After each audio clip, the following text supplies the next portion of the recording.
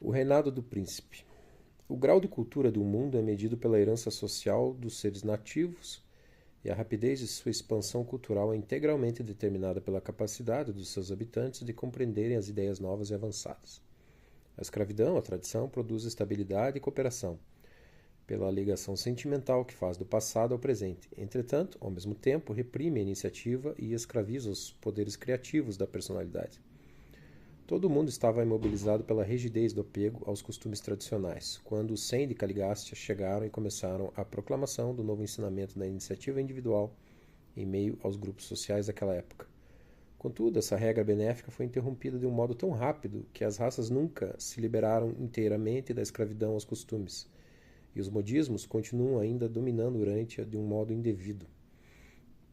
Os 100 de Caligastia, graduados dos mundos das mansões de Satânia, conheciam bem as artes e a cultura de Jerusalém, mas esse conhecimento é quase sem valor em um planeta bárbaro povoado por seres humanos primitivos. Esses seres sábios estavam suficientemente prevenidos para não imprimirem transformações de modo súbito, nem a elevação em massa das raças primitivas daqueles dias.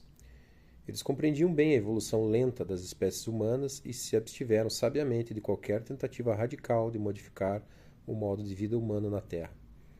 Cada uma das 10 comissões planetárias pôs-se a fazer progredir lenta e naturalmente os objetivos confiados a eles. O seu plano consistia em atrair os seres com as melhores mentes das tribos vizinhas e, após, educá-los, enviá-los de volta ao seu povo como emissários da elevação social. Jamais foram enviados emissários estrangeiros para uma raça, salvo a pedido específico daquele povo. Aqueles que trabalharam para a elevação e o avanço de uma certa tribo ou raça sempre eram nativos daquela tribo ou raça. Os 100 nunca tentavam impor os hábitos e costumes de uma outra raça, ainda que superior. Eles trabalhavam sempre pacientemente para elevar e avançar os costumes já submetidos à prova do tempo em cada raça. A gente simples de Urântia trouxe seus costumes sociais para Dalamate, não para trocá-los por práticas novas ou melhores, mas para tê-los elevados pelos contatos com uma cultura mais aprimorada e pela associação com mentes superiores. O processo era lento, mas muito eficiente. Os educadores de Dalamate procuravam acrescentar à seleção social consciente a seleção puramente natural da evolução biológica. Eles não desregraram a sociedade humana, mas aceleraram acentuadamente a sua evolução normal e natural. O seu motivo era o progresso por meio da evolução, e não a revolução por meio da revelação. A raça humana havia demorado idades para adquirir a pouca religião e moral que tinha, e esses supra-homens eram por demais conscientes para tirar da humanidade esses poucos avanços, criando a confusão e a consternação que sempre resultam quando seres esclarecidos e superiores têm intenção de elevar raças atrasadas, dando-lhes ensinamentos e esclarecimentos excessivos. Então aqui nós temos um problema ufológico também, né? A razão por que as raças mais evoluídas evitam um contato ainda com o ser humano, que não está pronto para evoluir por ensinamento ostensivo de uma raça superior. É preciso adquirir certa cultura, certo conhecimento, certa evolução moral, ética, tecnológica, para que isso aconteça. Porque o impacto é muito severo na cultura, né?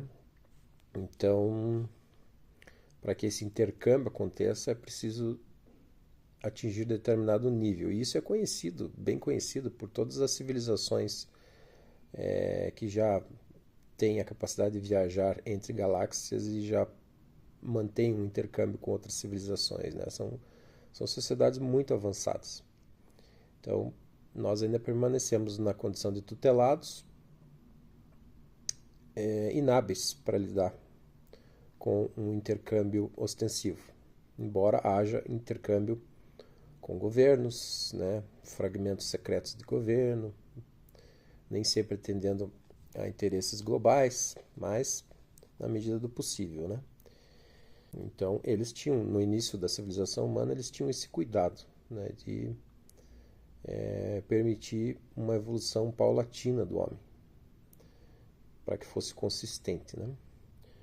Quando vão ao coração da África, onde os filhos e filhas devem permanecer sob o controle e a direção dos pais durante toda a vida, Os missionários cristãos levam apenas confusão e ruptura de toda autoridade, quando buscam em uma única geração suplantar aquela prática, ensinando aos filhos que eles deveriam ser livres de toda restrição dos pais após atingirem a idade de 21 anos. Então, aqui um exemplo prático da história humana, de como uma cultura diversa, mais envolvida, pode gerar um impacto negativo numa cultura que não está pronta ainda para assimilar aquele comportamento. No caso aqui, de maior autonomia dos filhos. A vida na Dalamate. A sede central do príncipe era inteiramente modesta, embora de uma rara beleza, e projetada de modo a inspirar o respeito dos homens primitivos daquela época.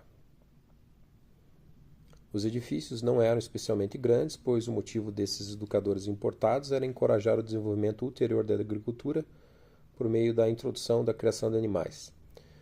As reservas de terras dentro das muralhas da cidade eram suficientes para comportar os pastos e a horticultura, para abastecerem uma população de cerca de 20.000 habitantes. O interior do templo central de adoração e das 10 mansões dos conselhos dos grupos supervisores de supra-homens eram de fato belas obras de arte. E ao mesmo tempo em que os prédios residenciais eram modelos de ordem e limpeza, tudo era muito simples, inteiramente primitivo, em comparação com os desenvolvimentos posteriores. Nessa sede central de cultura não eram empregados métodos que não pertencessem naturalmente a Urântia. Então esse era outro cuidado que esses seres procuravam observar. Eles tinham tecnologia superior, mas eles tinham que utilizar instrumentos, métodos desenvolvidos aqui. Muito provavelmente porque eles sabiam que uma hora iam ter que deixar o homem a si mesmo. E esse homem teria que desenvolver por si mesmo, com base naquilo que há no planeta, os seus instrumentos e as suas técnicas. O grupo corpóreo de assessores do príncipe dispunha de moradas que, sendo simples, mas exemplares, eram mantidas como lares destinados a inspirar e impressionar favoravelmente os estudantes observadores que estagiavam no centro social e sede educacional do mundo. Então, esse primeiro contato dessa civilização superior com o homem não se deu de forma ostensiva também. Eles selecionavam determinados indivíduos das tribos que eram mais capazes, que eles detectavam uma capacidade intelectual, moral superior, e talvez emocional também, provavelmente emocional o principal, que não se assustasse, não se vislumbrasse com aquilo que ele iria ver, e educavam esse sujeito. E aí devolviam-no à sua sociedade para que ele fosse o primeiro professor dessa sociedade, em termos evolucionais. A ordem definitiva da vida familiar, com toda a família vivendo reunida em uma residência, em um local relativamente estabelecido, data dessa época de Dalamate e veio principalmente devido ao exemplo e aos ensinamentos do Sem e dos seus alunos. Talvez alguns dos desenhos pictóricos,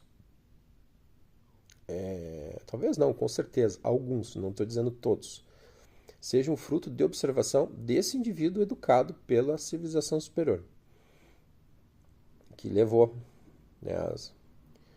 as imagens que ele teve para a sua sociedade. E aí eles reproduziam isso em desenhos.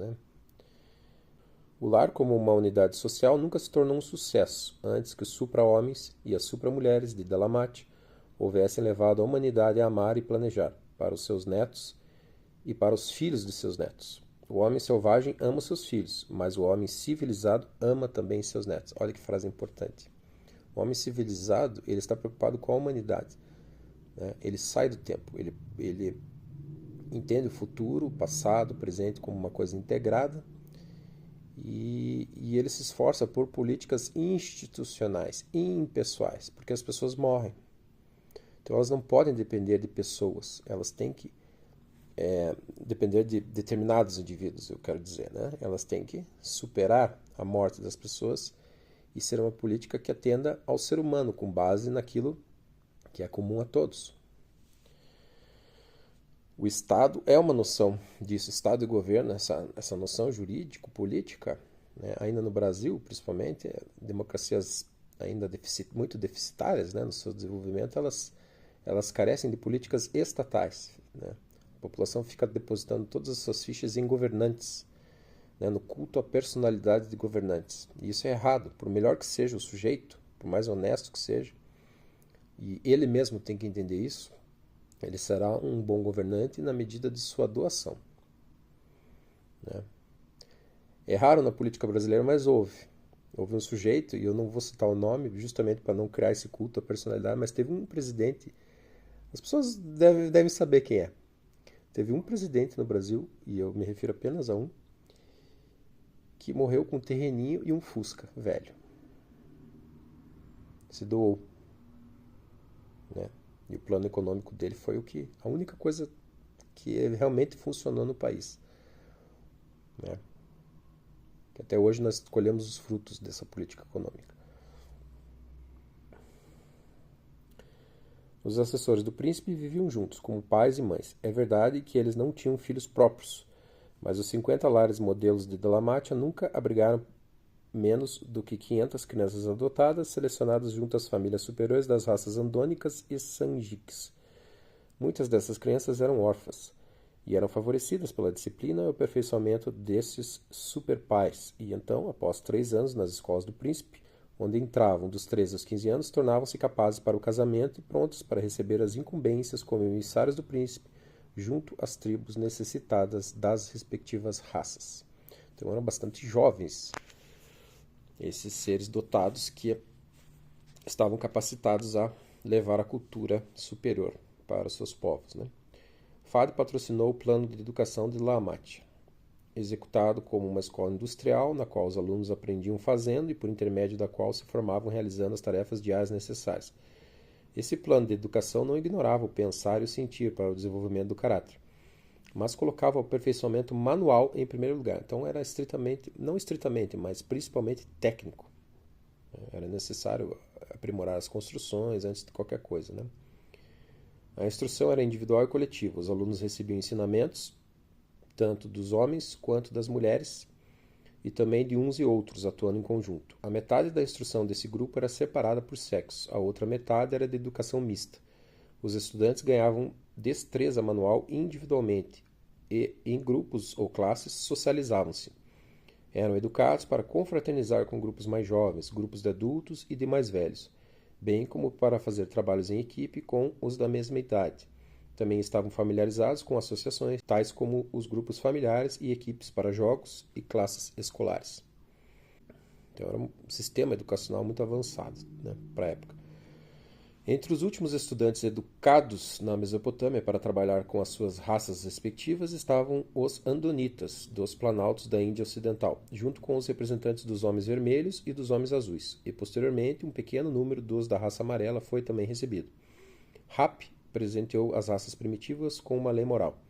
Esse código era conhecido como o Caminho do Pai e consistia nos 7 mandamentos seguintes. Então aqui é a primeira tabuleta de mandamentos anterior a Hammurabi, inclusive. 1. Não temerás nem servirás a nenhum Deus, senão ao Pai de todos. Então, monoteísmo, né?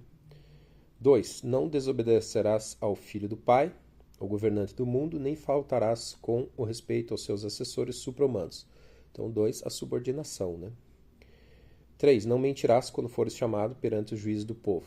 Então, a mentira já era condenada, né? Então, a verdade era ressaltada. 4. Não matarás nem homens, nem mulheres, nem crianças. Então, abolia a violência, né? 5. Não roubarás nem os bens, nem o gado do teu vizinho. Aqui denota que era difícil controlar o povo, né? 6. Não tocarás na mulher do teu amigo.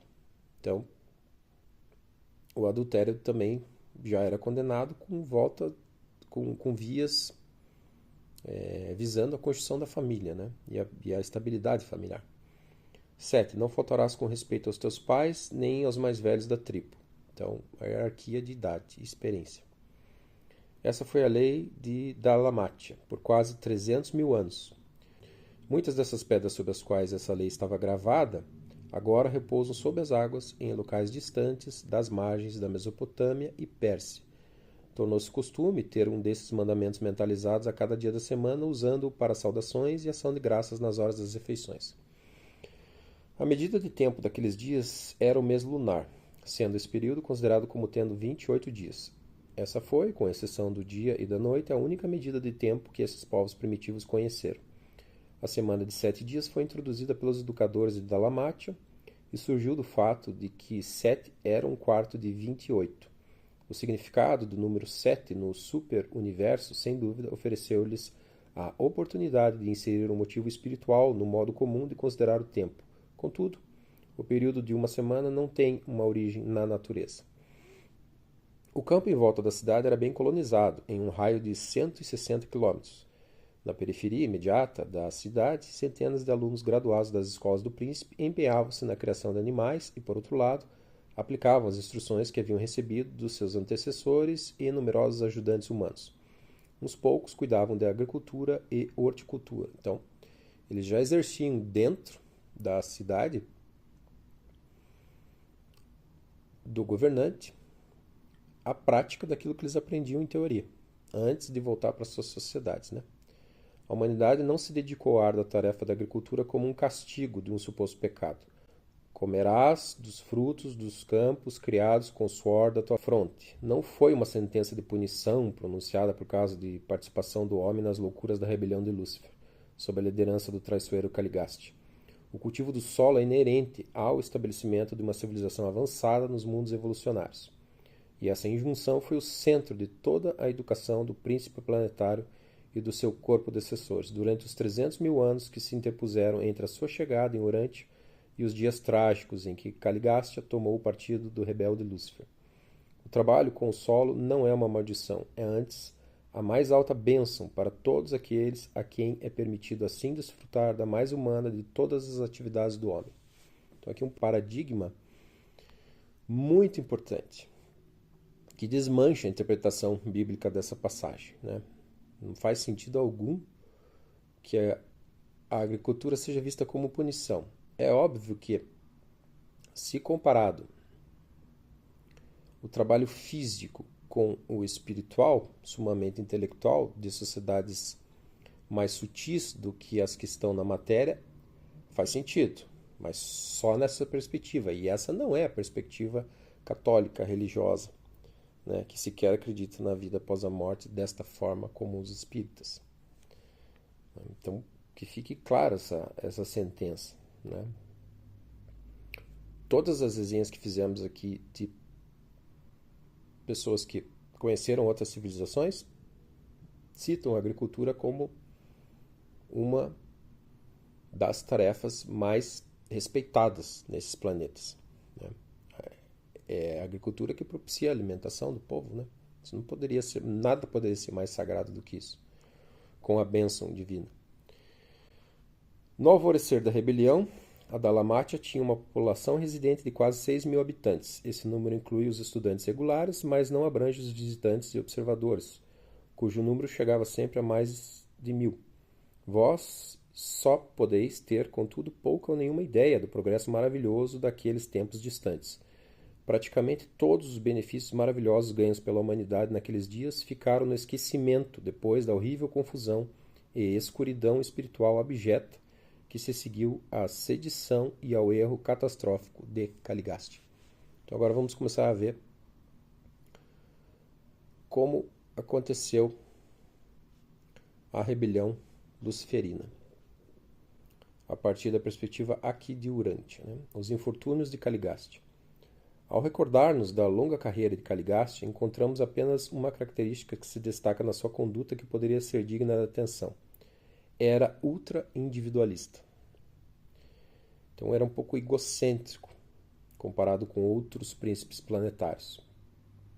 Tinha a tendência de tomar o partido de quase todos os protestos. Então ele já tinha uma fleuma na sua personalidade rebelde. E, em geral, tinha simpatia por aqueles que davam expressão moderada a críticas implícitas. Detectamos o início do aparecimento dessa tendência de inquietude sob qualquer autoridade, de ressentir-se moderadamente de todas as formas de supervisão.